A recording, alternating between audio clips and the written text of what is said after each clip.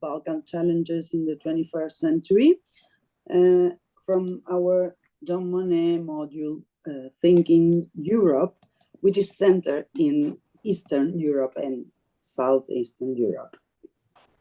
This webinar will be moderated by our professor Kaloyan Stanev, and he will introduce his panelists. Thank you very much, Kaloyan, and all the panelists that took the time to be here with us. Thank you, Virginia. So hello again to everybody. Some of them were present in the first part. The second panel is dedicated to some of the ongoing conflicts in the region, because there are a lot of them. Mainly, we'll talk about Kosovo and Serbia, and Bulgaria and North Macedonia. We will focus on the beginning, on the origin story of these international disputes, and we'll try to evaluate the current situation and maybe the perspectives for the near future. We have three experts. Again, I will put the photos first. We have my dear colleague Aleka Strezova. She's associate professor in modern Bulgarian history in the Bulgarian Academy of the Sciences. She has a master's degree in international relations from the Sofia University, St. Clement Ohridsky. Her PhD is also from the same university, and she has a lot of publications and books dedicated to the international diplomacy of 19th, 20th century, modern Bulgarian history, history of Bulgarian diplomacy, and she has some books on Bulgarian diplomats, the life of Bulgarian diplomats. So she will explain to us how did the modern Balkans emerge after the Berlin Congress in 1878, and she talked later what was the role of the great powers and things like that. Then we have other colleague of mine. He's Dimitar Atanasov. He also has a PhD from the University of Sofia. He has a master's degree in the University of Sofia, History of Southeastern Europe. He has worked as assistant professor. He works as assistant professor in the Institute of Ethnology and Folklore Studies in Bulgarian Academy of Sciences.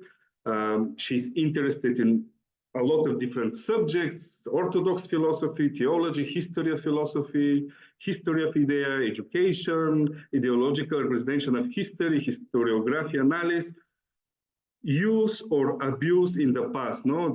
It's very interesting concept, which Peter Todorov, the third participant, also has the same interests. Dimitar has published in different languages, in Bulgarian, English, Serbian, Turkish, and he has also been, he published in the press. He has been a TV host, media columnist, school teacher, quite diverse activity. And he will talk about the creation of the conflict of Serbia and Macedonia, the creation of the Kosovo myth in the Serbian society, later, in details. And then we have Peter Todorov, who is from North Macedonia. He has a master's degree from a university in Paris, which I don't speak French, so I cannot pronounce it very well. You can see it on the screen, and has a PhD from the Saint Cyril and Methodius University in Skopje from 2030. He's interested in Ottoman and post-Ottoman world in the Balkans. He also deals with education because it's very important in our land. Some of the problems are from the history books, and he also focused on the use and abuse in history in contemporary societies. He has participated in international projects. He was member of the multidisciplinary expert commission for historical and educational questions in Macedonia, in North Macedonia, I suppose. And he also is a member of the governing board of the Observatory for Historical Education in Europe. These are our experts. He will speak, obviously, no, not obviously, but on the conflict of Northern Macedonia and Bulgaria, as I already mentioned it in the first part, but actually at the moment, some of the main issues for Macedonia in the negotiations with the European Union is problems with Bulgaria, technical problems, political problems, historical, not economical issues, things like that. And he will try to explain to us what's behind it, no? So we will start with Aleka, and then we'll continue with Dimitar and Peter Zodorov, and I hope students will ask some questions that hope to be interesting. So Aleka, I have to stop sharing screen, so you. The floor is yours. Thank you, dear colleagues, dear Professor Delizante, dear Professor Stanev. Thank you for inviting me to take part in this webinar, and dear colleagues and fellow friends. My paper will discuss the origins of the Balkan conflicts, end of 19th, beginning of 20th century, after the signing of the Berlin Treaty in 1878. I will read my text because I have to fit in time, and I have a small presentation which I would like to share with you. What should I? How can I make it on the whole screen, full screen? F5? Yes, like this. It's okay. Okay. So. The origins of the Balkan conflicts, the 19th century great powers and the Balkans, the Berlin Congress of 1878 and its consequences. The Berlin Congress of 1878 was one of the three main congresses in 19th century. Europe, which brought important political changes in the southeast part of the continent. It was convened with the aim to settle the sharpening Eastern crisis, which reached its peak in the mid-70s with a line of Balkan conflicts, including the Bosnian Revolt in 1875, the April Uprising in Bulgaria from 1876, and the following Serbo-Turkish and Russo-Turkish wars, all of them conducted against the Ottoman Empire. The Congress of Berlin was opened on 1st or 30th July and brought together an extremely powerful group of diplomats and politicians to draw the fate of the peninsula. You can see them on this wonderful painting. The representatives of the six great powers were present from Germany, Austria-Hungary, Russia, Great Britain, Italy, and France. These were the six great powers at the moment, as also delegates of the Ottoman Empire. But none of the Balkan states was invited to take part. Only few local national delegations were allowed to speak before the Congress. The multilateral forum was convened to sanction order after Russian victories in the war against the Ottoman Empire in 1877-78. After the end of hostilities, Russia imposed the preliminary Treaty of San Stefano on Constantinople. One of its most striking clauses concerned the creation of a vast Bulgaria. You can see it in the center of this map in green. That would extend from the Danube to the Aegean, and in the west would encompass almost all of Macedonia, excluding Salonika and the Chalkidiki Peninsula. The Treaty of San Stefano had threatened the peace of Europe by a one-sided settlement of the Eastern question, and it has been decided that it was a collective domain according to the Paris Peace Treaty of 1856. So the Congress of Berlin met to secure the peace of Europe by a settlement as far as possible in the interest of all concerned. That was to mean the European concert. Its principal achievement was the partitioning of a large part of the Ottoman Empire, which lost control over many of its remaining Balkan possessions.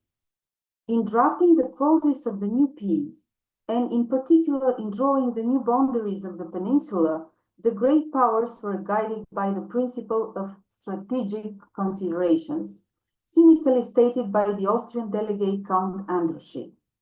This was the time bomb that led to significant complications between the new states and gave birth to the peninsula's unfortunate fate.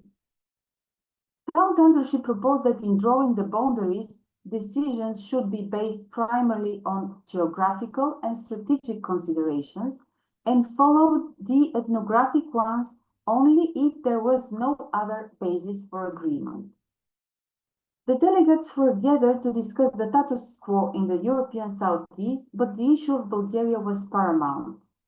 It was the most difficult and the most important of the questions which the representatives of the great powers had to discuss. Of the 64 articles of the treatise, 22 were devoted to the state.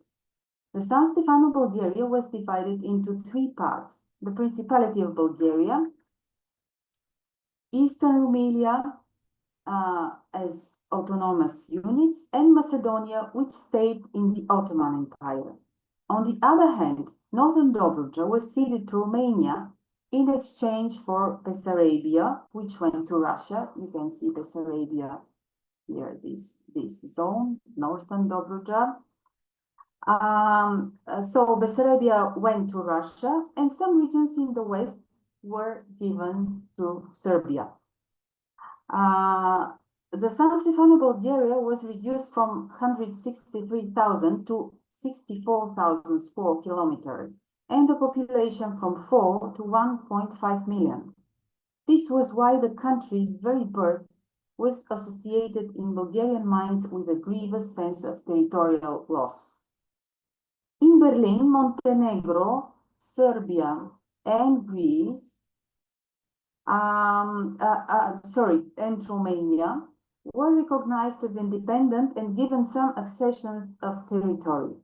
Greece was promised an offer of mediation of the powers if Turkey showed herself unwilling to accept the ratifications of frontiers suggested by the Congress in the regions of Epir and Thessaly. The Congress declared the necessity of introducing reforms in all the troublesome vilayets not subject to the treaty, treated also the questions of Asia, and confirmed the regime of the Straits fixed by the treaties of 1856 and 1871. It was assumed that Russia would be the predominant power in the autonomous Principality of Bulgaria. So, to balance this Russian gain, Austro-Hungary received the right to occupy and administer Bosnia and Herzegovina. In addition, the monarchy was allowed to occupy the Sanjak of Novi Pazar, a strip of territory separating Serbia and Montenegro, thus preventing the two Slavic countries from being united. The treaty drew the borders of the new nation-states in Southeast Europe born on territories torn from the Ottoman legacy, but the strategic considerations that distinguished their emergence created serious reasons for rivalry between them and drew the contours of future bloody conflicts on the peninsula. For example, the unification of the Bulgarian Principality and Eastern Rumelia in 1885 led to the Serbian-Bulgarian War, opposing for the first time two Christian countries against one another. The major bone of contention on the peninsula, of course, was Macedonia. Over the next 3 decades, its neighbors, Bulgaria, Serbia, and Greece, set their sights on it. A region inhabited with many Bulgarians, but also home to some other nationalities. The territory was the object of interest and rivalry between the neighboring Balkan states. between the Congress of Berlin and the Balkan Wars in 1912-1913, nationalist political affairs in the Balkans were dominated by this Macedonian question. It was a conflict, as I have said, between Bulgaria, Greece, and Serbia. These three states whose territorial aspirations had been disappointed or ignored by the European great powers meeting in Berlin. At Berlin, the Russian-dictated San Stefano borders of newly recreated Bulgaria, which encompassed Macedonia, were overthrown. On the other part, the Serbs were compelled to accept Austro-Hungarian occupation of Bosnia and Herzegovina, a region they adamantly claimed as Serbian national territory. The Greeks, who had been restrained from participating in the recent war against the Turks, felt insulted by England's occupation of Cyprus, which they claimed as their own. So all three turned toward Macedonia as compensation for their perceived losses. The Macedonian question remained unresolved despite the intensified propaganda. The three countries set up their own national legal organizations to resolve the subject. However, over time, clandestine structures have also been established that rely on force and terror to push their ideas. Such were the VMRO, the Bulgarian one, and the Greek defense, for example. The Chetnik movement flourished. Clashes among the nationalist parties in Macedonia became endemic, while attacks on Turkish authorities multiplied. In 1903, Vmoro sparked an unsuccessful anti-Turkish uprising, which resulted in a futile intervention by the Western great powers to stop the bloodshed. Constant violence and terrorism uprooted thousands of the population of Macedonians, most of whom fled to Bulgaria. The Bulgarian independence in 1908 paved the way to war over Macedonia, which resulted in the established Balkan Alliance in 1912. The Balkan Alliance of Greece, Bulgaria, Serbia, and Montenegro was based on self-interest and a common hatred of the Ottoman Empire in the Balkans. But after the military defeat against the centennial enemy, its members began a terrifying conflict between themselves, which resulted in the first national catastrophe for Bulgaria, dooming it to a long and deep enmity with neighboring Greece and Serbia. Another hot spot on the peninsula was Bosnia and Herzegovina. Because of the brutal suppression of the 1875 revolt led by the Christian Serb population against the Ottoman Empire, it aroused enormous popular sympathy in Serbia, which, along with Montenegro, declared war on the Ottoman Empire in 1876. At Berlin, to counterbalance Russia's new influence in the Balkans, the great powers decided that Bosnia and Herzegovina, while remaining nominally under Turkish sovereignty, would be occupied and governed by Austro-Hungary. In 1878, Austro-Hungarian troops took control of Bosnia, overcoming vigorous resistance from local Bosnian forces. Despite the government in Budapest was hostile to the absorption of more Slavs into the empire, the military circles in the empire prevailed. The Serbs were extremely disappointed, for they thought that without the area, the idea of the formation of Greater Serbia would not have been achieved. Austria was allowed to establish routes and garrisons in the Sanjak of Novi Pazar. This practically denied Serbia a breakthrough in a westerly direction with sea access. With time, the Austrian governor failed in his central political project, developing a Bosnian national consciousness to insulate the people of Bosnia and Herzegovina from the growing movements of Croatian, Serbian, and Yugoslav nationalism. In 1908, the region was annexed by the dual empire. Bosnia's annexation antagonized Serbia and Montenegro and eventually led to the assassination of the Austrian Duke Franz Ferdinand and the beginning of World War I.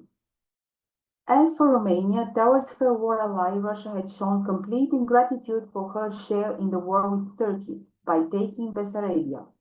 Romania was awarded the northern Dobruja, which surpassed with 3.5 square kilometers the Bessarabian lands, gaining also the port of Constanza and the Black Sea. Part of it was also claimed by the Bulgarians.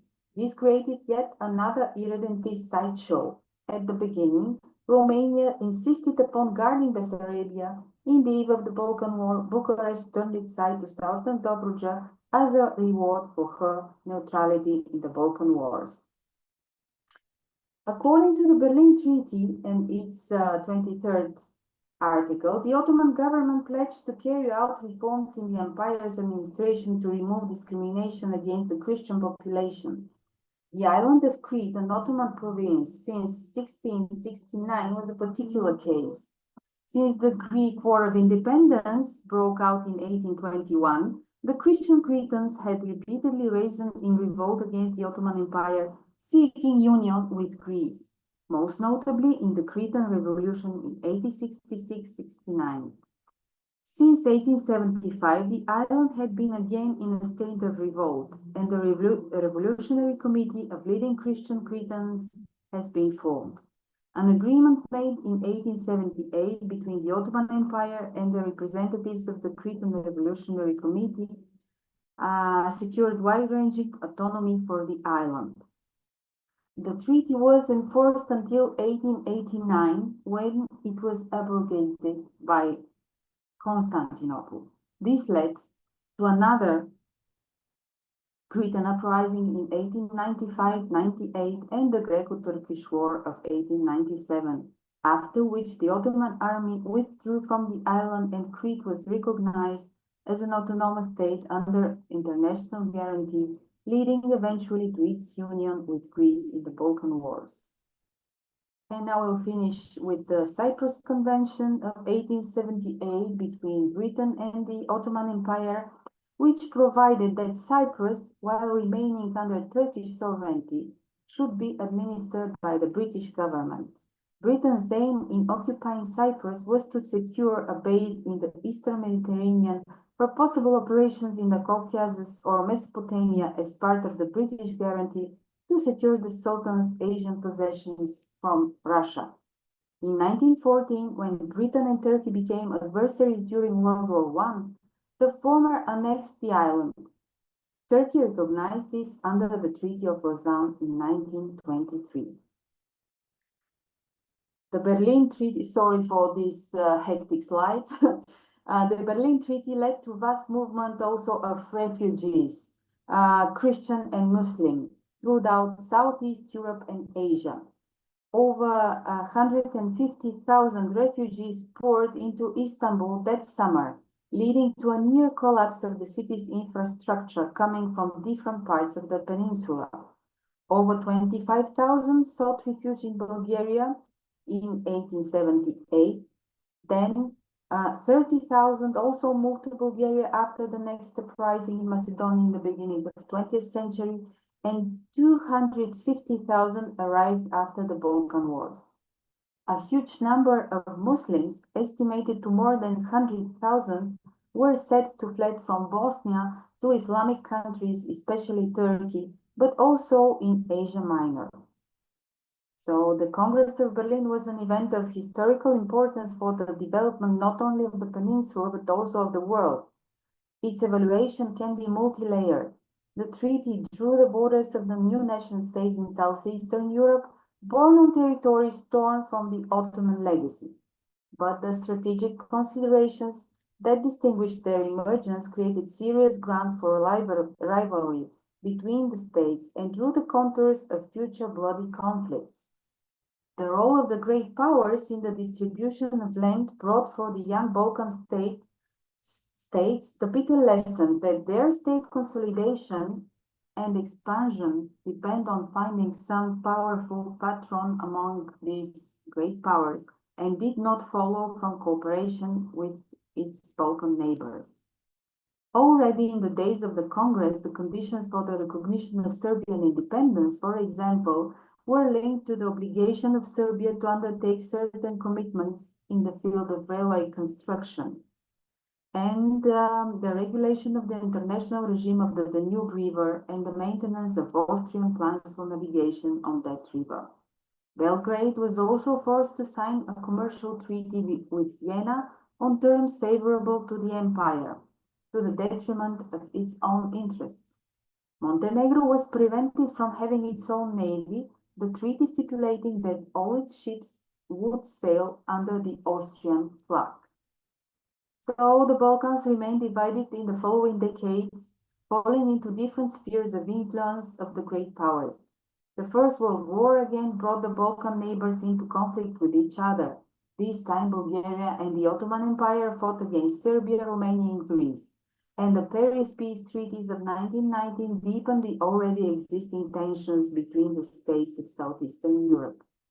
The Second World War and the subsequent political and ideological division of the peninsula also put a barrier in the way of good neighborly relations. It was only after the fall of the Eastern Bloc and the enlargement of the European Union to Southeastern Europe that tentative hopes for a reconciled existence within the common European family were born. However, this goal has not yet been reached, pending the inclusion of many of the countries in the region in the Union.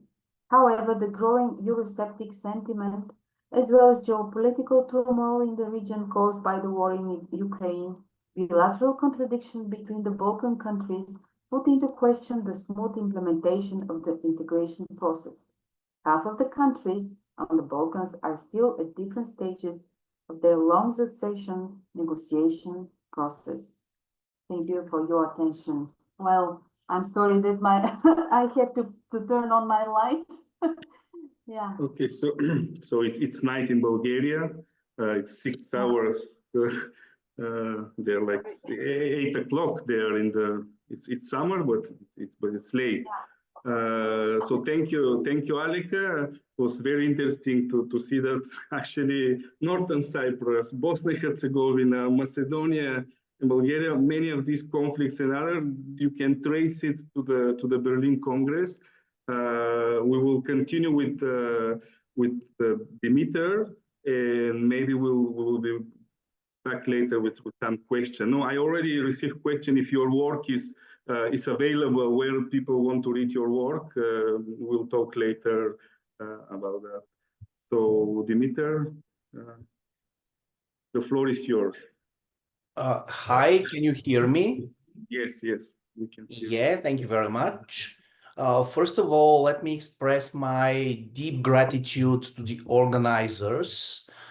Actually, it's a big honor for me to be participant at this high-level forum.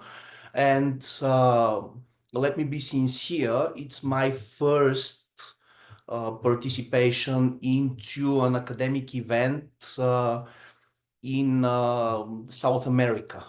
So, in my personal biography, it's indeed event which will be remembered. Now, let me go on with the problem about Kosovo conflict and its roots and reflections. Just to share the presentation, I'm not sure. No, it's not shared still. So I think now it is. Yes. Now it's full screened. First of all, let me share some initial thoughts about the Balkan region. We all know where it is located, but what we don't know in, let's say, finer detail is that Balkans are always addressed in a variety of expressions and metaphors, which are so polar that one can think the addressee is totally different. The object is not the same. Balkan Peninsula is addressed in the most romantic way, actually, as every other territory in the world. It is seen as a place with well-preserved nature, with natural food, with picturesque mountains, beautiful lakes, and so on and so on. Actually, it is a reason for numerous poets to make their poems to forge their verses dedicated to Balkans. There are such poets in every Balkan country, actually. And at the opposite side, there is another set of metaphors. Maybe the leading and the most well-known, the most known amongst them is Balkans as a powder keg. Balkans is a territory which is always involved in conflicts, which is not stable, which is politically unstable, which is burdened with corruption, with Oriental habits, which is still incapable of making itself European enough, and so on and so on.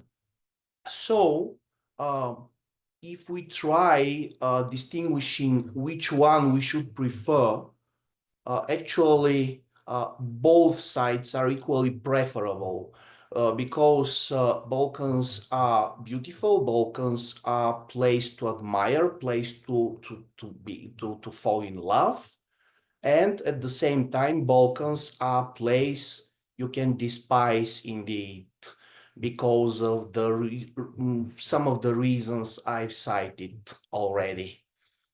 My presentation is dedicated only partially to the history itself, to what happened. And a considerable part of it is dedicated to a different approach. What I mean, concerning conflicts which took place roughly in the last 2 centuries in the Balkans, we can observe certain similarities. For us as historians, one of the crucial similarities is how history is harnessed to prove or to disapprove certain ambitions and political projects. Generally taken, we can distinguish that in the majority of the episodes of discord, which no rare escalate into violence, both or all the sides involved use same history facts to construct entirely different narratives, justifying totally different directions of history development. Therefore, in my opinion, and not only in mine, of course, it is not only about what exactly happened, but how the narrative was produced, how it was directed, who is involved, how, and why. I mean how the selection of history facts is made and legitimized, how facts are interpreted, how they correspond to the social planning process and projects. If you ask me what academic tradition I'm following in the current presentation, I shall answer it's relative humanities research based largely on the works of authors as Eduard Said, who could be considered as one of the founding fathers of the method of imagological history, and go on with the figures like Vesna Goldsworthy, Milica Bakic-Hayden, Larry Wolf, Maria Todorova, and others belonging to the cultural studies field. Also, I find here as relevant authors who made noticeable contribution to nationalism studies field. Here we can list a short list of names like Ernest Gellner, Rogers Brubaker, Anne-Marie Thies, and many others. Let me introduce one more theoretical approach aspect here. History is always reproached to be not scientific enough. It has no experimental base. We cannot evoke people from the past to interview them about the intentions and the facts we are not capable of reaching and reconstructing from nowadays. Thus, it is commonly shared that history follows lines of force established by the political leaders, reducing its autonomy, self-reducing its autonomy, and minimizing the role of the independent corrective it should be responsible for. Let me here be deeply relative. First of all, relying on the tradition established by, actually not established, but tradition whose main figures are persons like Hannah Arendt, the world could be explained as divided into public and private sphere. Everything which is connected to the public sphere could be tied to policy and could be explained into political notions. So it's not party dependency, but it's social planning, it's policy making, and of course, legitimizing all the figures of political rhetoric through history. Let me move on directly to the Kosovo case. The core of the discord actually is deeply rooted into the Middle Ages, into the late Middle Ages, and it is tied to a battle which took place in the plain southwards to Pristina. You can see here this plain on the map. This battle actually is the founding stone of this clash of interpretations, which is particular for every conflict in the world, especially in the Balkans. Let me summarize briefly the battle. Two rulers met at the plain southwards to Pristina. The battle ended up with none of them survived, but there were no territorial changes. From an immediate perspective, it seemed that the ruler of Moravian Serbia, Prince Lazar, succeeded to break off the positive tendency of the Ottoman conquest of the Balkans in the late 14th century. First, let me underscore that concerning the battle and who won, history sources are scarce and information is quite vague. In the initial narrative accounts, it is claimed that Ottomans were defeated completely. During the decades after the conflict, authors gradually swapped the narrative, informing about Serbian triumph with a polarly different ending, where the Ottoman army was seen as victorious one. This ambiguity is a fertile soil for conflict interpretations and unleash of imagination. Additionally, things are mixed up by the Second Kosovo battle, which took place in 1444. Some maps I choose to show where Kosovo is on the map. And yeah, I was telling about the Second Kosovo battle, which took place in 1444, and narratives about the second one was then mixed with the narratives for the first one, so it is sometimes undistinguishable for historians which one of the Kosovo battles is the author narrating about. Here, let me introduce some historiographical approach. According to the Serb points of view, the battle ended up with no clear winner. However, the death of the ruler, Prince Lazar, is considered as a self-sacrifice in order to reach a more substantial goal, saving Europe from the Islamic threat. They state with no suffering of Serbs, Europe, seen as Christian civilization, certainly would have perished. Firstly, such anti-Islamic discourse is not particular for the late Middle Ages, but for rhetoric strategies specific for the early modern period, when modern nations was born, and actually this discourse is harnessed in drawing a line between us and them, dividing us Christians from them Ottomans. Having said that, we should be extremely cautious while working with texts and all kinds of traditions, I mean oral, written, etc., pretending to represent the past, but introducing ideas from the modernity into a more ancient history tissue. It is particular for ethno-nationalism to establish direct link between epochs with centuries distance. Such new romanticist and romanticist nowadays approach is actually what nationalism is based on, and it is well proven that it can cause conflicts, ending sometimes with massive bloodshed, unfortunately.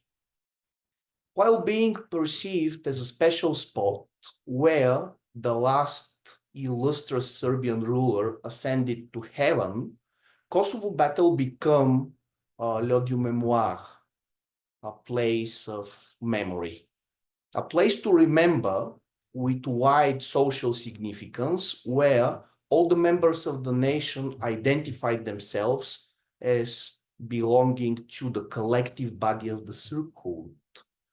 That's why Kosovo is so important for Serbs in the symbolic aspect.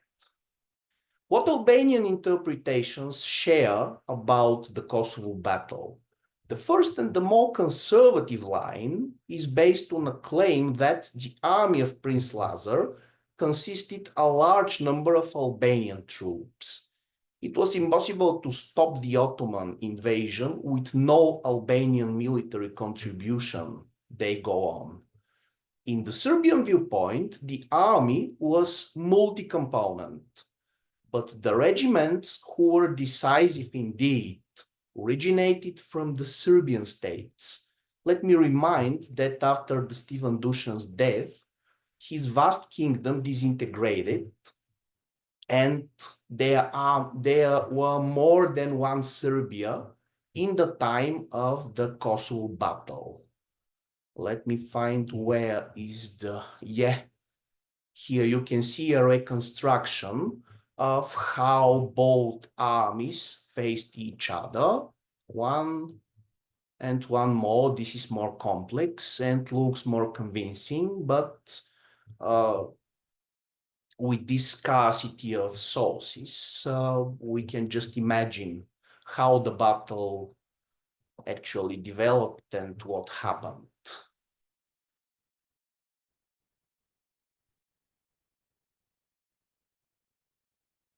So, from nowadays standpoint, it's clear that troops from the Albanian principalities took part in the battle, though we have no detailed information for what they exactly did, how they fought, where Albanian army units deployed, where Albanian army units were deployed, and so forth. So let me return to my summary of the Albanian versions of the Kosovo battle narrative. In a more extreme variant, the Albanian military contribution is claimed to be not decisive, but almost the only one at the battlefield. Based on demographic data deriving from later periods, so they are extrapolated, which is not the most legitimate method in history. There are Albanian historians insisting on a scenario where Albanian troops were recruited at a local base, so there is no chance for them to be non-Albanians, according to their statistical speculations. There is at least one more interpretation of the battle in the Albanian historiography, this time deriving directly from Kosovo, from Pristina. while being based on the idea of self-sacrifice of the ruler. That's the main reason for sacralization of Kosovo felt by the Serbs. That's why, according to this Albanian point of view, there was no Kosovo battle at all. The author of this eccentric account is not a marginal figure, actually, so it's not parahistory. That's why I'm paying attention to it. He used to be scientific secretary of the Institute of Albanian Studies in Pristina for more than a decade. He published a number of papers and books, and he's one of the media faces of historiography in Kosovo. I'm referring to all of these details because the narrative version I'm currently reflecting is the newest and the most unusual one. And in addition, it is produced in Kosovo itself. It is not Albanian, but Kosovan. It is seated on a principle like no battle, no reason for significance of Kosovo for the Serbs, no ground for Serbian claims about Kosovo. Here we can observe how some facts set bears a variety of points of view, causing conflicts, which sometimes seems to be endless. Actually, between these three main versions, between these three main tendencies of interpreting Kosovo battle, there's no dialogue, and no dialogue could be established because they are so different, they have no points of coincidence. Let me go on to some summarized remarks of the modern states in the Balkans. Now my work is significantly easier after the presentation of Associated Professor Aleka Strezova. But even though, actually modern states established in the 19th century are always represented, I mean the Balkan case, as a long-lasting, traditionally deeply rooted into their medieval pasts. Why Middle Ages matter so much into modern statehood projects in the Balkans? Here we could see some maps and we can understand why. First of all, there are times when the biggest territorial range of these states were reached. For Serbian case, it's some 2 and something decades in the 14th century, in the second quarter of the 14th century, when the most glorious, let's say, the most known ruler of Serbia, Stefan Dušan, was ruling. And you can see here in dark green how big territory he was able to conquer. So that's why in the 19th century, when the modern Serbian statehood emerged, it was actually projected on the map of this medieval Serbian kingdom. And this lack of coincidence was experienced as traumatizing and as an impulse for making them to coincide. The next map is dedicated to the Albanian case. You can see it incorporates parts of Montenegro, Serbia, Kosovo, Macedonia, Greece. It stretches even to Niš, which is now considered as Serbian city. The Bulgarian contribution here is the most optimistic one. Actually, it comprises all the Balkan Peninsula and more, leaving just marginal territories for Serbs, Greeks, and Croats.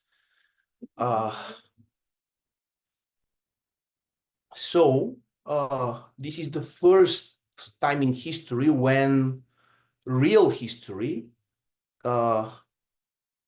causes conflict with the imaginary one, taken the imaginary one as the most authentic, the history which we should take as the history itself. This strife for antiquity actually is pursued by numerous projects, most of them based on collecting folklore tales, folklore songs, and artifacts belonging to the folklore context, which are regarded as the soul of the people, the soul of the nation, the material which preserved this kind of authentic, not nowadays, but past and the most prestigious mentality deriving directly from the golden era of the Middle Ages. Here we can see the cover of the first published collection of Serbian folklore songs. It was a big 4-volume collection edited by Vuk Karadžić, and here we can read also so-called Kosovo folklore cycle, where this Kosovo battle from the late 14th century is narrated in verses. Such projects were actually introduced and carried out all over the Balkans, and not only in the Balkans, but in the German principalities as well, where they originated from. Let me go on. Regarded from a more pragmatic angle, 19th century Kosovo is a key crossroads leading to Macedonia and Thessaloniki and the Adriatic Sea. Let me go back to the map of Kosovo. Yes. In 19th century, trade is one of the main instruments, not only for material prosperity, but trade routes were also used for transfer of ideas and imagery, and of course, technology. That's why it was more than essential to have unhindered access to the international trade through ports which don't freeze during the winter and are run by the country's administration. Serbia, as it was established or re-established according to its romanticist points of view, was a landlocked country, having on its disposal only the Danube water trade routes. Where is Serbia? Oh, please. Okay, no Serbia, next time. But believe me, Serbia was landlocked, actually, until the establishment of Yugoslavia. That's why Kosovo could be seen as a crossroads which leads to two main directions. There is a so-called Serbian national program, Načrtanje. It could be translated as a project written by Ilija Garašanin, a Serbian intellectual from the mid-19th century, where these two directions are very well developed, and he also is very detailed in his plans, who should be addressed, where there are Serbian majorities, minorities, population, and so on, which could be helpful in the realizing of these plans. Actually, the situation is quite different, and this начертание, this project, was never put in practice. Let me jump over some decades and go to the Balkan Wars. That was the time when Kosovo was reoccupied by Serbian troops. It was joined to the Serbian state. The majority of Serbian intellectuals and political leaders expected to see there a population with direct link to the time of Stefan Dusan, to the most prestigious period of the Serbian history. The reality was so disappointing for them. There was Albanian majority. The demographic picture changed over centuries drastically, so Serbians are not the most visible part of the local population. Additionally, in 1878, while conquering the city of Niš, Serbian administration expelled a number of Albanians, burning down almost 1,300 Albanian houses out of 4,000. 12 mosques are destroyed out. The Albanian marketplace was also set on fire and demolished. The majority of Albanians and Muslims from Niš and the territory around the city fled to Kosovo, while a smaller number of them settled in Skopje, Macedonia. Why I'm referring to this fact? First of all, it produces traumatic memory, which could cause conflicts in a closed historical perspective. On second place, Albanians who migrated to Kosovo strengthened the Albanian ethnic element in the district, additionally introducing strong anti-Serbian attitude in the local community. So it's a factor against rejoining Kosovo to Serbia.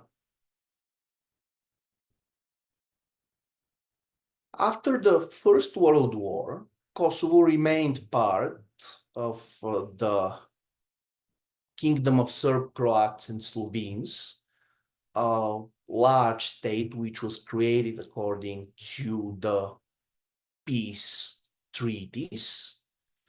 What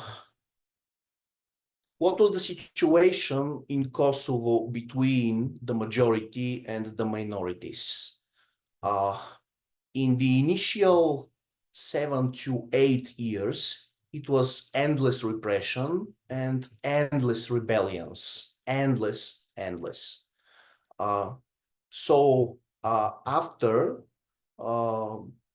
Albanian state, which was born during the Balkan Wars, also stopped supporting Kosovo resistance. Actually, these rebellions ceased, and the situation actually, the fire stopped, but the tensions went on. During the war, during the Second World War, additional traumatized memory was produced. Kosovo became part of first of the occupation by the power of the Axis, then of course all the local population related to the plans of partisans and Chetniks to liberate Yugoslavia was heavily repressed, and so on and so on. After the Second World War, Kosovo remained part of Tito's Yugoslavia, and during the, let's say, roughly during the first 2 decades, from 1945 to 1966, it was also a period of heavy repression.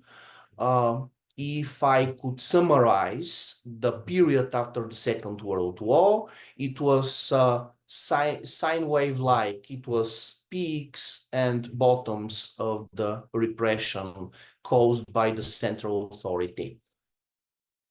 After the Prague events in 1968, actually the situation was became better for the Albanians in terms of human rights and things like that. 6 years after, a new constitution was introduced. It guarantees a wider scope of rights for Albanians in Kosovo, but their main demand, recognition of Kosovo as a republic, was not met.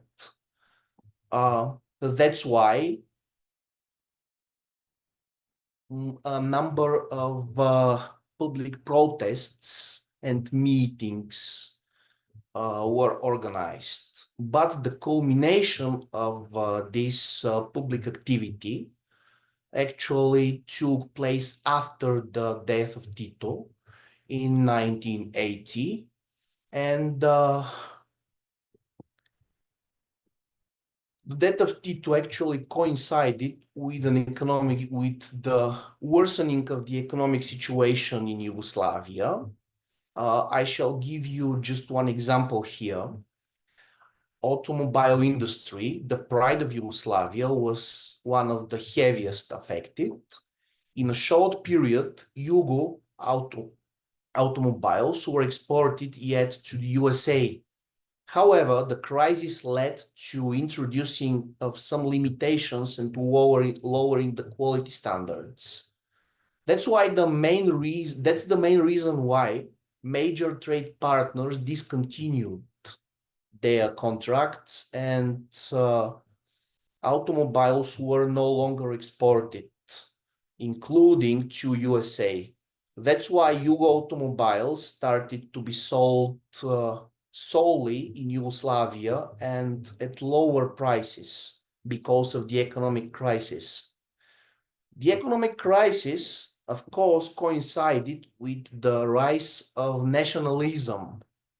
Here, let me illustrate the rise of nationalism with one maybe unexpected story. Kaloyan, it's especially for you. Actually, I can remember you as a big football fan, and this is a story related to football. The most talented generation of Kosovo footballers, with persons like Fadil Vokri, Fadil Murici, Agim Cana, Edmond Trugova, actually they were active during this period of crisis.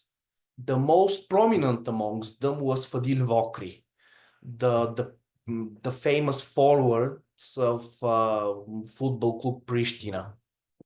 In 1983, he and his club Pristina won a promotion to A-League of Yugoslavia.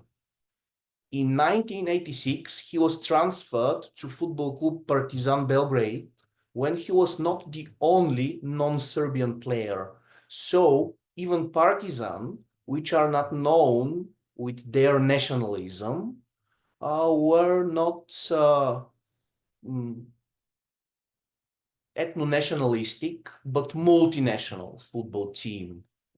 For example, the goalman of the team was Fahrudin Umerovic, a guy with Bosniak ethnic roots. Vokri played at his top and scored 18 goals in 55 matches. From 1984 to 1987, he was also part of the representative team of Yugoslavia. Just 3 years after Vokri joined Partizan, he was forced to flee because of the nationalism rise.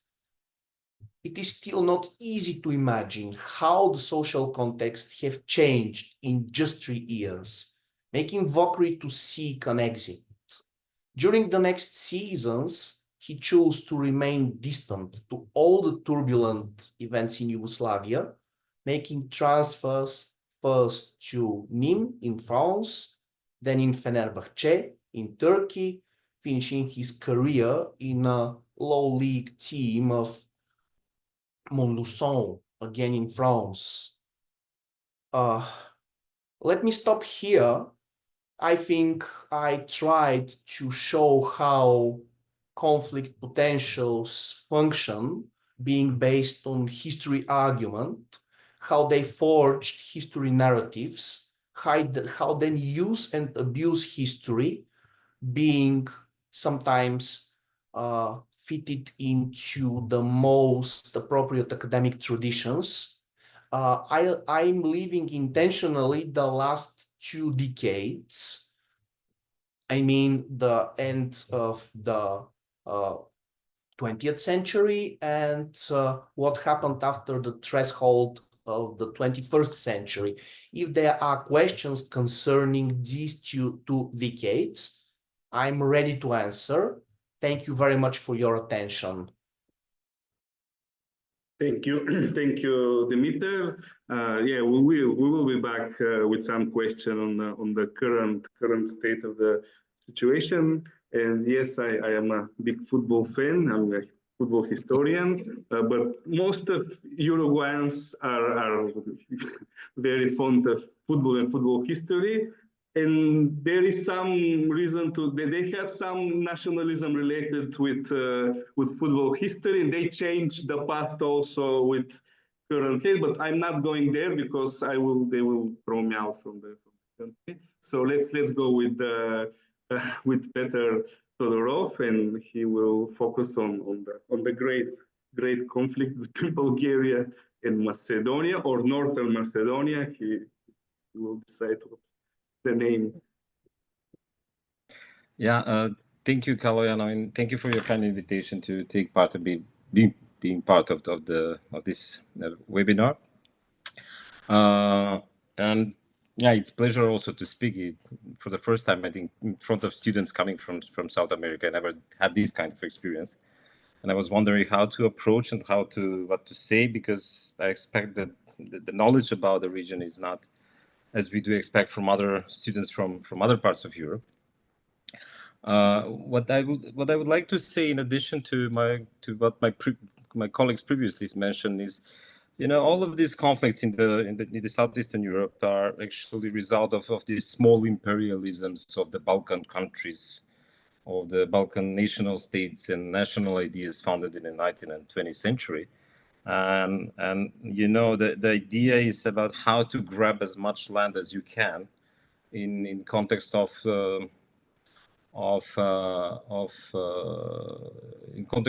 where two empires existed in that region. One is the Austro-Hungarian Empire, also known as Habsburg Empire, and the Ottoman Empire. And the Ottoman Empire was obviously collapsing, and everybody was fighting for to gain as much as can territory. So what we can say that for these small imperialisms and their logic and the way how they founded their policies and created their policies, you know, less territories is a lot of problems, more territories are less problems. And they fought for the souls of the people who lived in these empires. They fought how to include all those this population into their national into their nation, into their ethno-national community. So what we see in the conflict between Macedonia, now North Macedonia, and Bulgaria is not much different from the other conflicts that we see in the region. The one big difference is that we do not have such a bloody conflicts in history. Only maybe the Second World War can be considered as a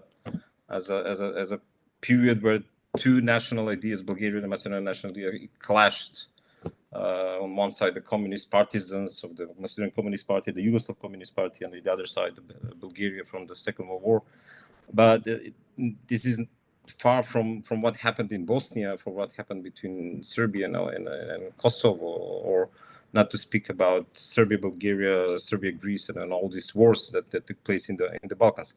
But also, I would like to say that this is not also the Balkans are not particular region that we should really look into it as something that cannot be seen in the other parts of the world.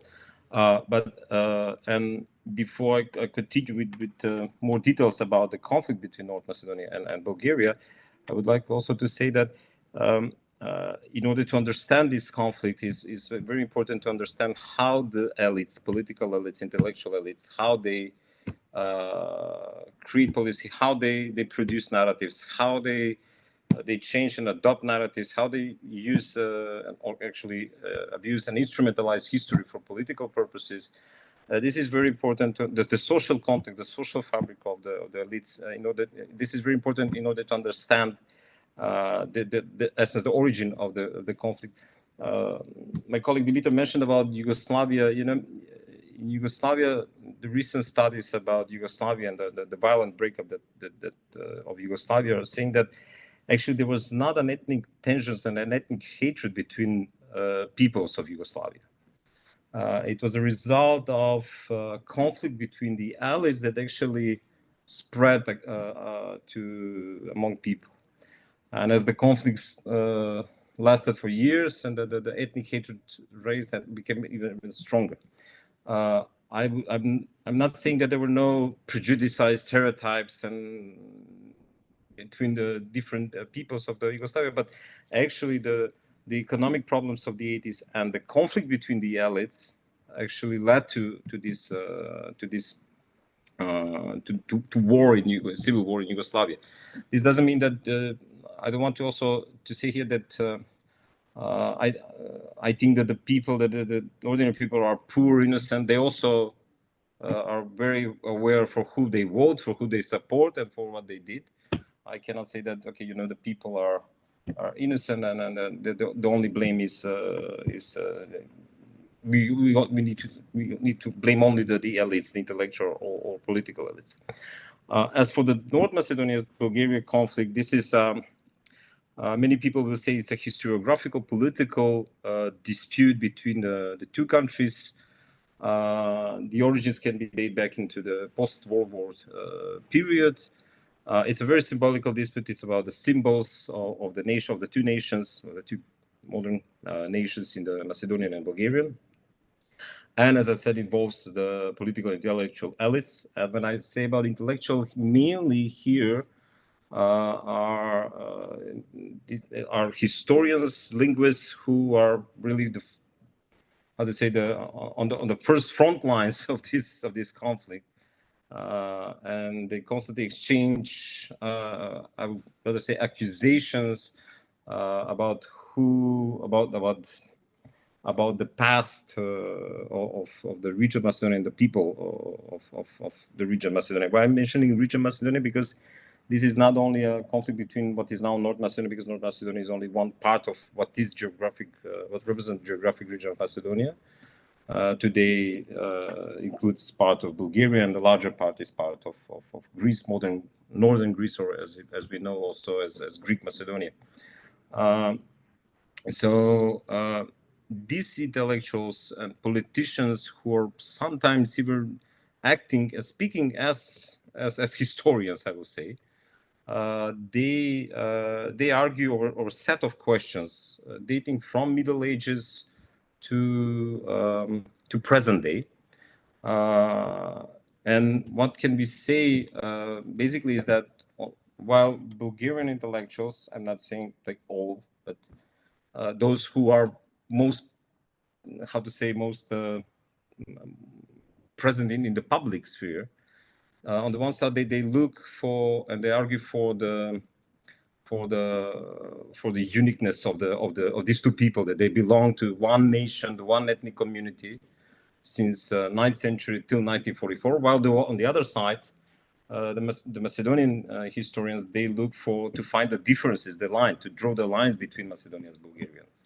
So on the one side, Bulgarians are trying to erase the line, to present as one nation, but Bulgarian one, but the Macedonians are trying to drive this, to draw this line and to present that there are no connections between Macedonians and Bulgarians in history. The topics, the questions from the past that they discuss are Middle Ages, but I think the biggest conflict, the biggest dispute is 19th century and 20th century, and this includes actually the history of this revolutionary organization mentioned by colleague Alex Trezor, this secret Macedonian Northern revolutionary organization that had several names, but mainly people know as VMRO, kind of a colloquial name. But they dispute actually about other historical formations, about the historical events, historical personalities. And when it comes to 20th century, I will underline here the Second World War and the question of Holocaust. Why we have this dispute? My opinion is that actually this dispute is result of traditional understanding of history. You know, usually people who are in how to say, who are involved in this conflict, who are part of this conflict, who are actually creating this conflict, they have understanding that, you know, history cannot be shared. You know, there are historical truths, and that there, you know, on the other side, there are historical falsifications. They reject the opinion and understanding, contemporary understanding of the past, that there are histories, that there are perceptions, that there are interpretations of the facts. And that even in 19th century people can have 2, 3 more identities that they can, which is not only typical for Balkan context, but also for other parts of Europe. I'm not aware about the other parts of the world, but I'm sure that this exists also for Americas, for North, Central, or South America. So this is, to my opinion, this is the reason why we have actually this dispute. And this dispute is instrumentalized by the politics. It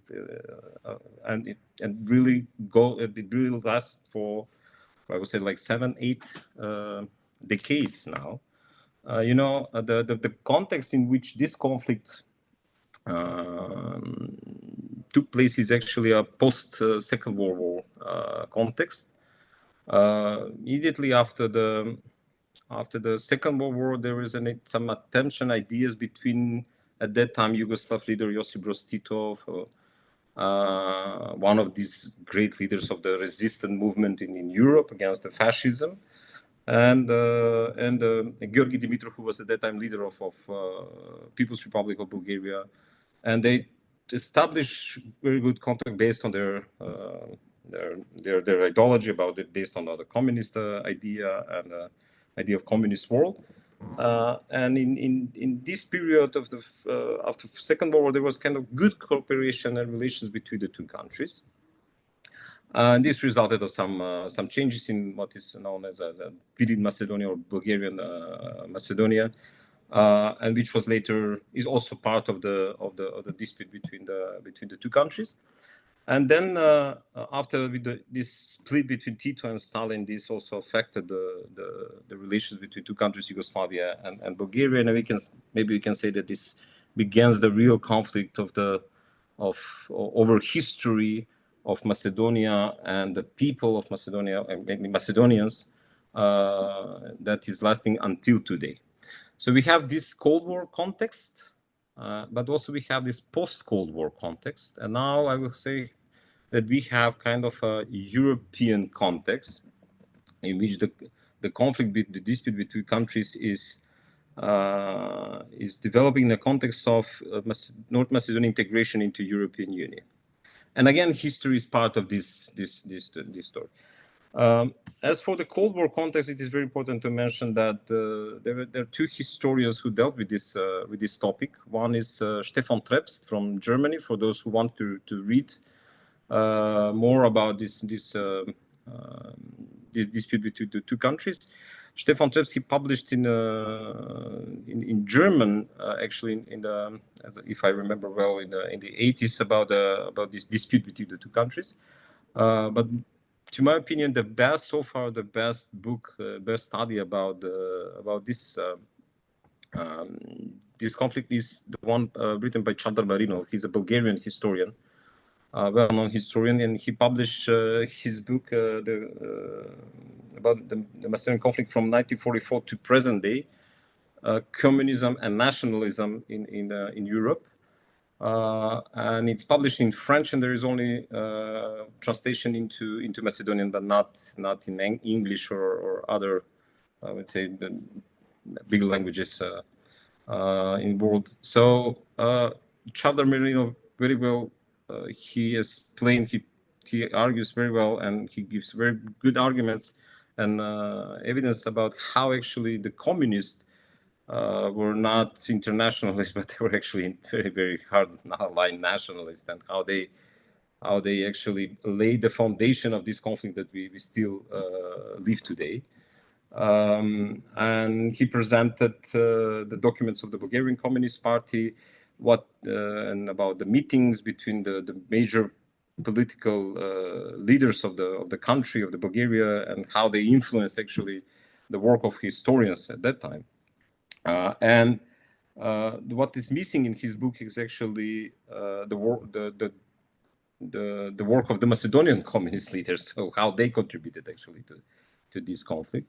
And it is, you can see in the years of the 60s and 70s and 80s, and sometimes people call this the time of historians, because the countries invested a lot of money into the work of historians, and historians from both countries, they competed, and they argued by publishing books in foreign languages, in English, in French, to prove that, look, this is our historical truth, and the other side is lying, the rest of the world. And basically, Bulgarian historians will say Macedonians are Bulgarians. Macedonians say, no, we are not Bulgarians. We are a distinct nation. But both sides, what is common for the both sides is that actually both sides are creating and promoting very strong political mythology in history. And we still see this strong political mythology in public discourses, in political speeches. We see them in history textbooks. And this really, when you speak with people, they have perception of history based on this political mythology. In this post, what is also, but one thing is very important to mention for the post-Cold War context is that now we have no communism. Everybody hates communism. But still, I mean, everybody, yeah, okay. But most of the, maybe not in Yugoslavia because of what happened in the 90s, but my impression for Bulgaria is that people despise this communism and see communist Bulgaria as something that affected the current situation. But that's another topic. I don't want to go into that discussion. But what we see here among the work of historians, but also not only historians but politicians, is that we have now on the narratives created during the communist times in both countries. Now we see a layer of anti-communism. And now we see how the anti-communism also is in a way, and what does it mean? It means that they're trying to rehabilitate some personalities from Second World War. Some will argue that this is also a good example of historical revisionism in direction of denying what happened in the Second World War, crimes and etc. And this is very, very interesting for analyzing how these narratives are shaped in this context. And today we have this last context, I can say, can be dated back from this agreement that was signed between the two countries, Zaev and Borisov. Zaev was Prime Minister of North Macedonia, at that time, Republic of Macedonia, and Borisov, who was Prime Minister of Bulgaria. They signed a kind of agreement. They founded this commission for historical educational questions. And very soon the history and the political relations were put into the context of EU integration of North Macedonia. And again, history was in front of was one of the main topics in discussion between the two countries. And again, I say the victim was history, but also as science, as discipline, humanistic discipline, but also was the victim, or also the good relations that actually this agreement that both prime ministers signed aimed for the future of the two countries. Is this now, to my opinion, we have also, and I forgot to mention about the Holocaust. This is also very important. I think that the students and our colleagues would like to hear about this. This is a very interesting topic. It's based on a very selective interpretation of the Holocaust in this part of Europe. On one side, what we see in Bulgaria is that they focus mainly on saving the Bulgarian Jews from deportation to Nazi death camps, while in Macedonia they only focus on the Bulgarian administration and army involvement into deportation of the Macedonian Jews and the Jews from South Serbia and Greek Macedonia into the Nazi death camps. So this very selective approach actually do not help us to understand what really happened. What is the history of not only about the Holocaust, but also what is the history of the relations between the Orthodox Christians and Jews in this part of the world. For example, when it comes to Bulgaria, really they forgot. I think my opinion is that in Bulgaria, usually this type of historians who see themselves as intellectuals who are there to defend or to promote the nation and the purity of the nation, of the national idea, etc. It's very hard for them to accept that in one moment of the history, the country, or at that time, the regime in that country committed a crime. We see that in Serbia, for example, now with Vučić government. They're refusing to accept that the genocide in Srebrenica, because they will explain, no, we, the Serbs, we can never commit such a crime. This is exaggerated, etc., etc. We accept that there was kind of mass murders, but not genocide, etc. So we have this kind of example. This is not only a case in our in Macedonian-Bulgarian relations, and really they try to ignore. They're not willing to discuss about what Bulgarian regime and the army did in at that time occupied Yugoslavia actually, and occupied Greece. But on the other side, in Macedonian intellectuals, historians, my impression is that actually they're using the question of Holocaust not in order to understand Holocaust, to help our society develop democratic society, to respect, to learn the lessons from the history, to use this cliche, but they're only using it in order to attack Bulgaria. You'll see how the Bulgarians are bad in history. And because, in Macedonian, nobody speaks from the historians and attacking all the time Bulgaria is a fascist country, Bulgaria are fascist, Bulgaria did that, did this, but nobody is mentioning actually, in our case, that actually even Yugoslavia in 1940 adopted a law for protection of the nation, which was not many different from the law adopted in Bulgaria at that time. So you see this selectivity is really, it's a big problem. And to my opinion, we also witness now, in this case of the Holocaust, also distortion of facts of the Holocaust based on the IRA definitions. What does it mean, Holocaust? And in general, now to say about the present situation of the relations between the two countries and how this affects also history, or as a science, as a professional historian. To my opinion, I think that now we're in a phase when speaking about history between politicians, between the historians in this context is not a good idea, because obviously the two societies are not really grown up enough to discuss about past openly, freely, without any political intervention, involvement, and there are also some other preconditions that needs to be fulfilled in order to continue to discuss. What I think now is that still we can say that maybe this conflict is a conflict between elites. It's not between the people, as it is in the case Kosovo, Serbia, because when politicians in Belgrade speak, they speak about the conflict with Albanians, you know, not with Kosovo, but with Albanians. So, which means that all Albanians are enemies of Serbia.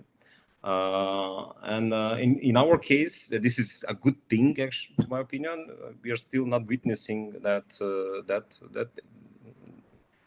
in our conflict. But if this continues with the instrumentalization of history, with all these rhetorics of accusations, denial of identity, I have to say this, of the Macedonians coming from hardline nationalists, but also sometimes from center-right politicians in Bulgaria, and insults coming from Macedonian politicians and intellectuals toward Bulgarian nation and people. If this continues, then we will be on a very good path to have a conflict between the two people. I'm not foreseeing a war conflict, far from that, but it will affect for decades. We will lose actually decades in order to create a normal relations between the two countries.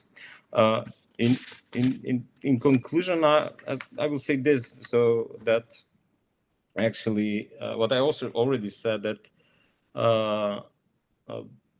the both sides, they will have to accept that there are two different, two different perspectives about the past, and for start, and then to leave really the history to historians, but not to all historians.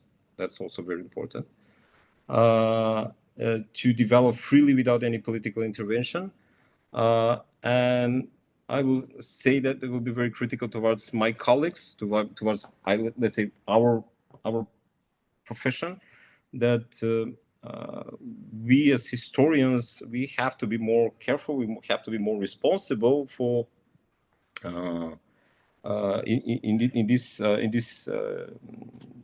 more responsible in order if you don't want to have this dispute for many decades again, because one of the problems are actually historians, because instrumentalization of the history from politicians cannot happen without historians who are legitimizing actually these political narratives about specific groups of people, nations, ideas, countries, etc.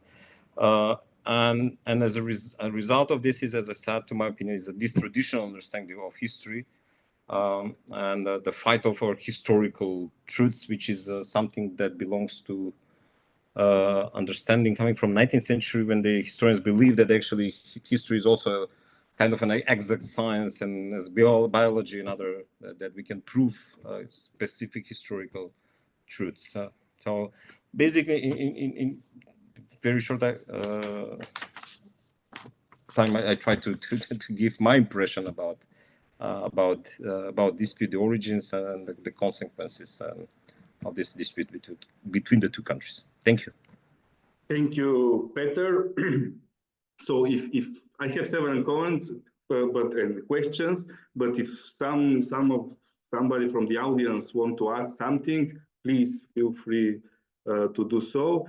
Peter, first of all, obviously we all know the conflict between Bulgaria and Macedonia, and we more or less agree with your assessment. But the thing is that in the last year, it's somehow more important, this conflict, because Macedonia is trying to enter the European Union, and Bulgaria has the upper hand because they have the right to veto these enters. No, and even for Bulgarians, Macedonia has no real economic value. It's not like Kosovo, which is the road to Thessaloniki, etc. It's only history, and I agree with you. People are using history, but actually Macedonia needs to receive this thumbs up from Bulgaria to enter the European Union, and this, you say there's no warrants on the near future, but actually it's in the first seminar in the morning, one of the participants, she's Bulgarian, but she's married to Macedonian, and she was talking like she sees the frustration of negotiations, like it's 15 years going on the negotiations. So this frustration usually leads to some ugly things, no? So Bulgarians and Macedonia, they have to find a way to resolve the political issues, because it would not remain the same. It could get worse, no? Because it's not good. And also we started with Aleka, which he presented the Berlin Congress, which is actually the great powers deciding the map of the Balkans without caring, without inviting anybody from the Balkans. Then Dimitar spoke about Kosovo and how it's used in Serbian and Albanian. So what's the situation today? What's the role of the great powers? Because obviously Kosovo is independent because of the war, because of the support. What's the role in Russia in 21st century? Russia is using Kosovo independence to annex Crimea. They use the same text to annex Crimea, and also Russia occasionally they put some fire, they put some fuel in the conflict. That they sometimes say things that just annoys Bulgarian historians. They're saying about the origin of Cyrillic alphabet and things like that. So there's a lot of influence. No, we are the Bulgarians and Macedonians are at our throat, but sometimes the foreign influence is also putting some. Yeah, it's part of the problem, of course. I mean, it always was actually. I mean, the Berlin Congress was not only a congress about the Balkans; it was actually a congress about the Ottoman Empire and other parts of the territories of the Ottoman Empire were also in focus of the interests of these great powers. How do I see that the role of the other, let's say, what we say now, international community, what we used to say great powers,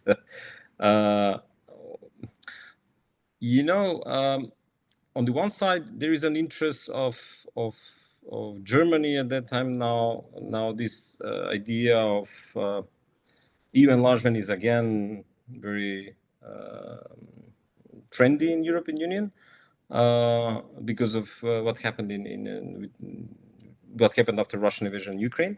I think on the one side there are countries very much interested that the region, what we call Western Balkans 6, joins the European Union, and on the other side we have the national interest of EU member states. Sometimes these national interests of EU member states do not have anything to do with the Copenhagen criteria, which are actually basic criteria for joining the European Union. But there were many other countries who joined the European Union. They had to settle the problems between the two countries. The thing is here, my impression is that that actually Bulgaria is now using the opportunity that they're inside to gain as much as they can from this dispute, and actually to end this dispute in their favor. On the other side, we have Macedonia, now North Macedonia, that did a lot of compromises and that actually really frustrated the Macedonians. Okay, change your name and then you will start the EU negotiation, you will become EU member, and then you have a veto because in the negotiation framework is mentioned Macedonian language and Bulgaria doesn't recognize Macedonian language. But I don't know why countries should recognize actually languages, but still we have this we have a political problem. And this really frustrates the people here, but the frustration goes towards European Union and not more, this frustration, I will not say frustration, but the perception of Bulgarians are almost same here. From time to time they rise, they will forget, but depending on the relations. But now frustrations are focused towards the Western countries. And because they see always they're giving promises, and now after that they're failing to respect their promises. And Russia is trying to use this situation. They're trying to play with emotions. Russia doesn't have any power, economical or any kind of other power to be a really important player. What they do, they're trying to play with emotions, with the kind of I would say, KGB style or maybe CIA style games. For example, the best example is how Russia is actually playing with the emotions of both Bulgarians and Macedonians is when there's 24th May, the day of Saint Cyril and Methodius, who are very famous in the Slavic world for the Slavic literature, and they're commemorated in many countries. They will send, for example, the Russian embassies in Sofia or Skopje, they will send two different tweets. In Macedonia, they will praise for how Saint Cyril and Methodius from Macedonia helped for the creation and spreading of the Slavic culture. In Bulgaria, they will try to please the Bulgarian people. So this is, you see how they're trying to play, but this is very, how to say, it's stupid, I will have to say, because it's so easy to see that. Journalists will discover that very easily. But Russia is not, these frustrations will not, to my opinion, lead to bigger Russian support in Macedonia, because Macedonia doesn't have a history of a narrative of Russia, Mother Russia, like we have in Serbia or we have in Bulgaria. The Cold War era, the Yugoslavia was a non-aligned country, and the historians could write also bad things about Soviet Union and about Russia. So, I never saw an element of this kind of narrative that Russia is really a protector of the Macedonian nation. Actually, quite opposite, that actually Russia was not really a good partner to Macedonians and their idea for Macedonian state. I will say that this situation probably will be probably better used by China than by Russia. China has the economic power. China has a lot of investments in Serbia. Now they speak about other investments of rapid trains going from Budapest, Belgrade, Niš, Skopje, Thessaloniki. And China is owner of the largest seaport in Greece. So probably they will use this opportunity. Russia is trying to influence only on a level of narrative, on some kind of sympathies, but they have no presence here. They have no real power to make some things here. China and I would say Turkey when it comes to the Muslim population. And in case of Bosnia here, we can also mention Qatar and Saudi Arabia. But really, I do not feel very comfortable to speak about that. But Turkey and China will probably use this opportunity to spread their influence more in case when the EU reputation is very, very, very damaged in not only in North Macedonia, but in the entire region, because the entire region is they're always promising something to this region and nothing is happening. And some economical data are speaking, actually giving evidence that actually more money are coming out from the Western Balkans to European Union than they're coming from European Union to Western Balkans. So actually Western Balkans serves as a kind of reservoir for people working in Germany and etc. Then this region is developing and stabilizing for the near future. Thank you, Peter. Dimitar? First of all, Peter, thank you for your presentation. Actually, you displayed how Bulgarian and Macedonian historians could reach an agreement just following certain academic standards and respecting basic values of humanity and nothing else. There's only one minor thing I could disagree with you.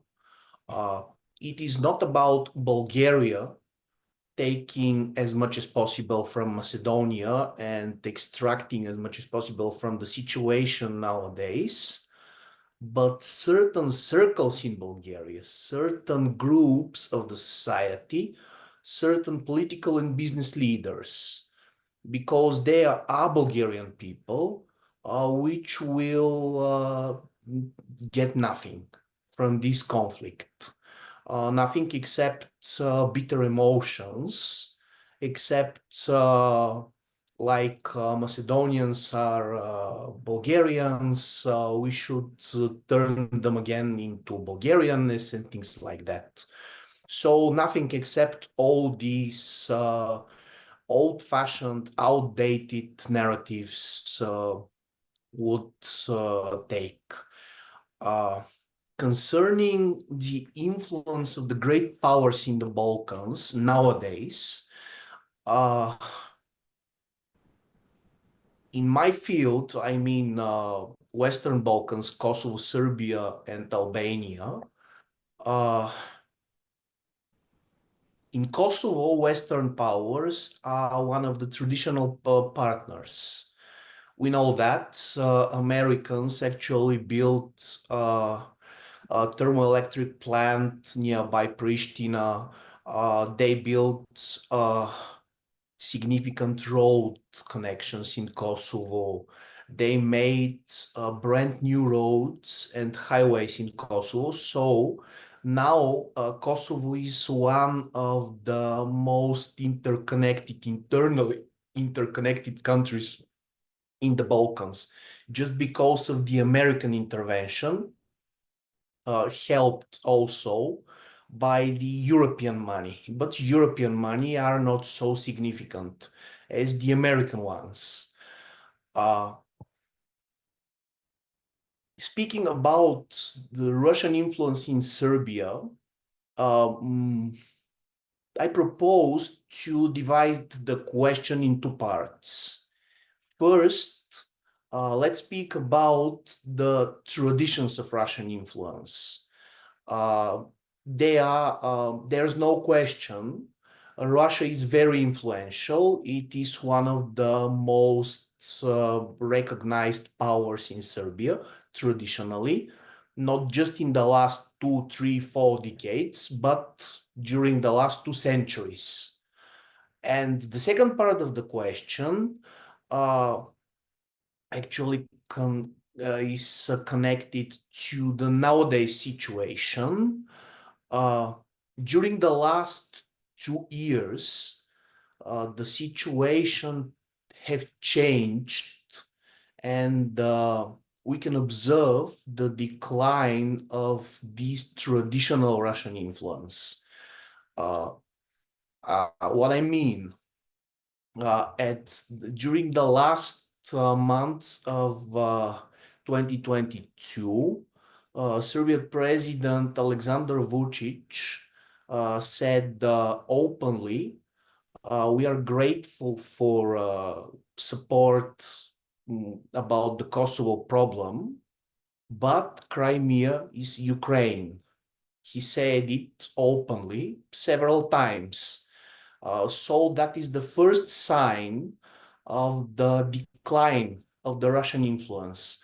The second sign took place roughly 4-5 months after this first one, in the Serbian Skupština, in the National Assembly of Serbia, when Kosovo question arose once more. It provoked a variety of reactions, aggression, bitter crying, and so on and so on. But as a conclusion,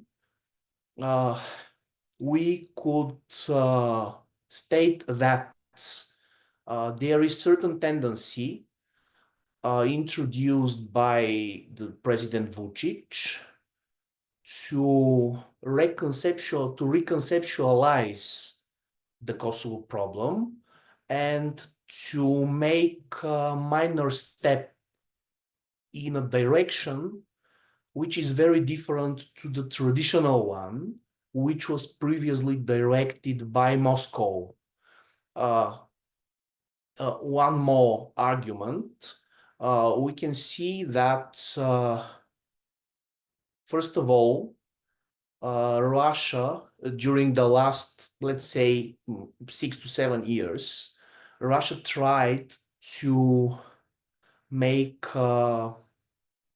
not very delicate interventions in several Balkan countries. Maybe the best exemplification here is what they did in Montenegro. Actually, their attempt to change the government was not successful, but even though it was a real attempt, and if Russian influence went on in this direction, next attempt maybe would have been successful if there were next attempt. Just because to the absence of further steps in this direction in all the Balkan countries, we can conclude that Russian money and Russian influence decreased drastically during the last 2 years. Russia reoriented its influence channels from real ones, from material and economic ones, from economic means, to online propaganda, to trolling, to mushroom sites, and things like that. They are not less dangerous, of course, but they cannot ruin structural aspect of the economy. They cannot overthrow a government. They can cause problems concerning democracy and the local democratic reflexes of the population. But in conclusion, there is a certain shift in Russian influence, and there is a significant reduction of material support of money flowing from Russia to the Balkans. As already Peter said, there's no room for vacuum in international politics, even in these, let's say, shady aspects. And that's why in this space left by Russia, now we can see numerous Chinese actors. Chinese influence actually has a totally different architecture. It's not based on propaganda, ideology, and things like that. It is not interested in overthrowing governments and ruining democracy. It is based on two simple principles: purchase and sell. So I'm not sure it will go on in this direction, but nowadays I can dare to state that we in the Balkans, especially in the Western Balkans, have a historical opportunity to free ourselves from these malign influences and to take our fate in our own hands, and maybe to start overcoming all the negative stereotypes about the Balkans, the narrative I have started with my today's presentation. Thank you. Kaloyan?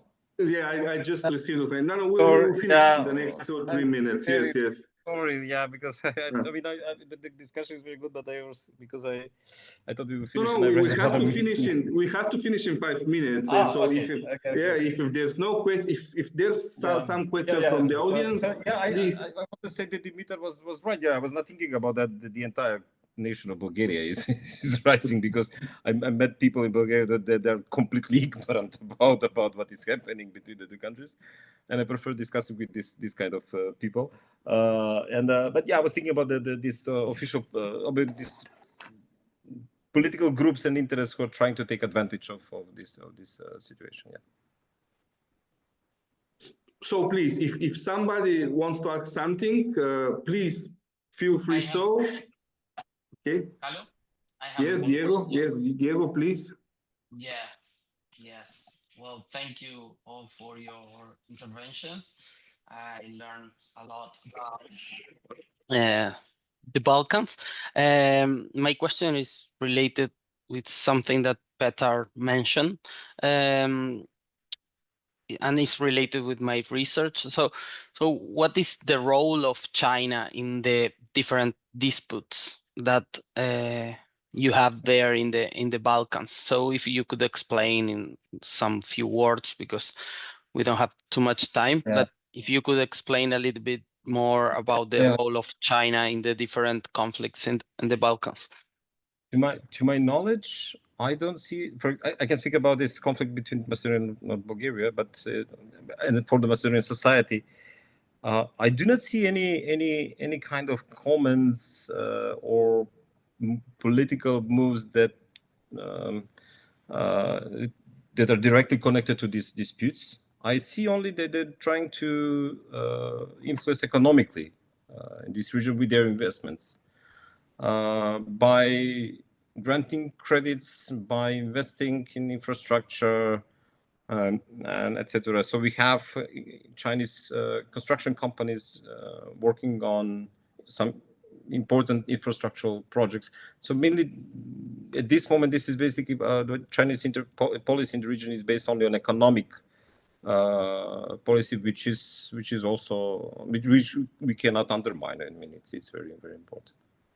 And there are very strong critics coming about the about this Chinese credits for infrastructural projects.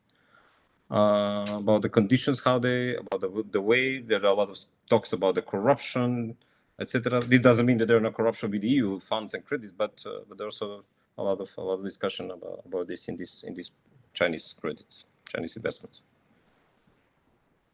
So thank you.